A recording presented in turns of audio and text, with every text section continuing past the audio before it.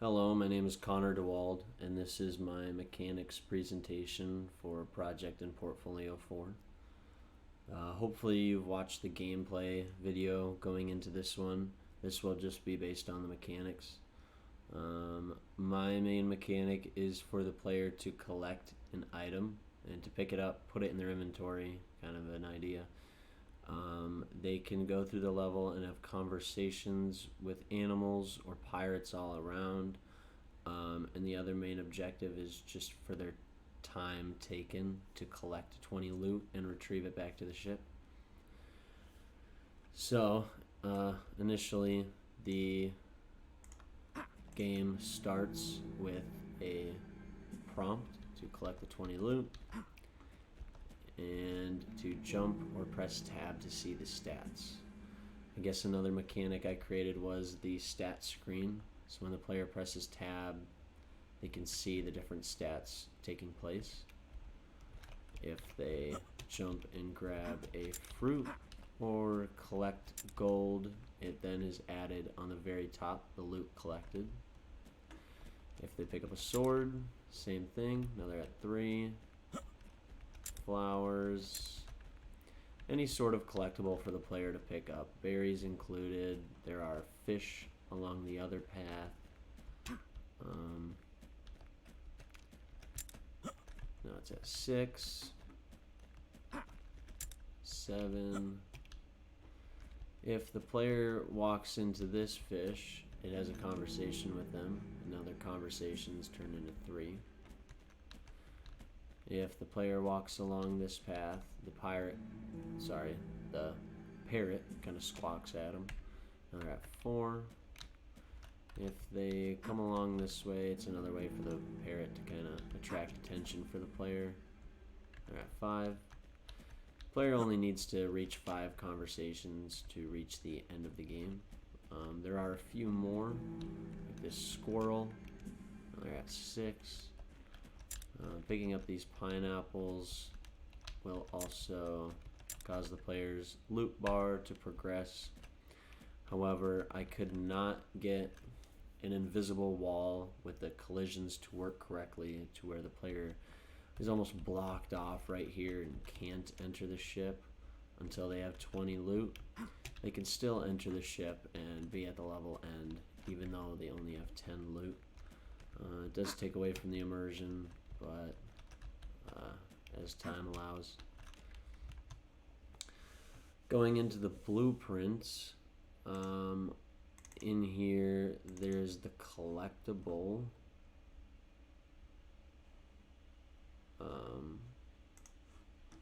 I mainly worked on the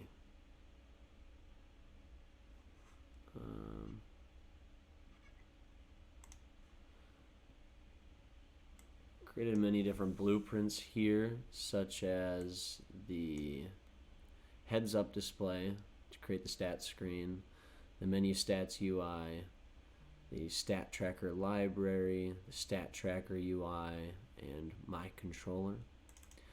So starting with the stat tracker library, I have 3 different functions. One is get stats, to get stats and put them in my game instance to use them for later. Add stats, to add different stats and actually track the stat name and the value corresponding. And read stat, which gets the stat and, well, reads it. It reads the value, it reads the name using the game instance. So now in my adventure character, I have the collect for picking up collectibles. Every time the player picks up a collectible, they get the function add stat, which adds the stat name collectibles to a value of 1. I have a debugger here that I don't really need anymore, just to make sure that things were working correctly. So now if I go in my stat tracker, we'll see an initial progress bar, stat progress, and 2 text blocks holding the stat name and the value. This is just one block that is used to, I'm getting ahead of myself here.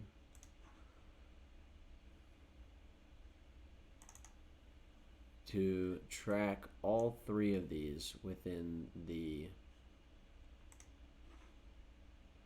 oh, that's not the right one. Sweet. So now in here my stat tracker is being used for one of each. And they have a stat name, same thing that was used as the player would pick up the collect, then it would have the function add stat with the name collectibles. Using that same name, and it needs to be the same name, I can then set a maximum completion value for each and every one of these. Now you may have noticed the time taken did not work correctly. Unfortunately, I did not get the timer to work the way I wanted it to, so I just kind of turned it off because it just wasn't functioning the way I had hoped for, as a timer should.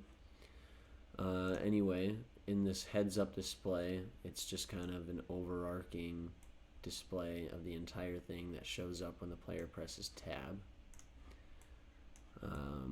This is showing to toggle the stats, is visible when it's not visible, setting the player cursor, disabling and enabling the input for the player so that way they can't move while the screen is open.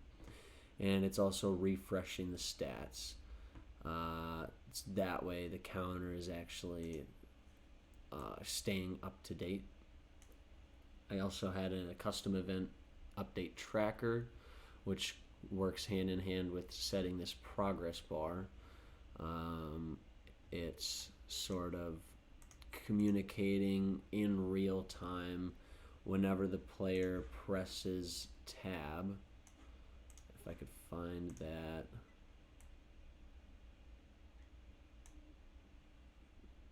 This is the refresh stats custom event, saying to update the tracker for each found widget. Here it is in my controller. I have an input action on the project settings.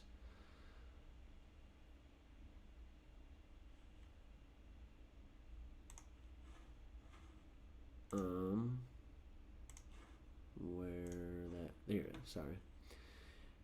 My input mapping, I have a menu option set to tab.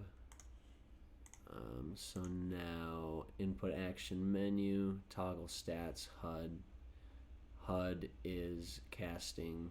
After casting to my game mode, the target is my heads up display, the UI, and it is setting it as the HUD. That is just about the basics for my stat screen that I created. However, within this checkpoint, after it shows the checkpoint, I have added stat conversation. There's a slight bug with this, as you may have noticed when I ran the game. The player is now at one conversation, so I tried making it as if the captain is talking to them. They're having a conversation with the captain. Maybe from across the ship, he's yelling up the mountain. Same thing here, dash captain. So now you're at two conversations. I was trying to find a workaround, set the balance to -2 to start, use different conversation methods. However, as time has just allowed, this is my finished product. Thank you so much for watching, and thank you for your time.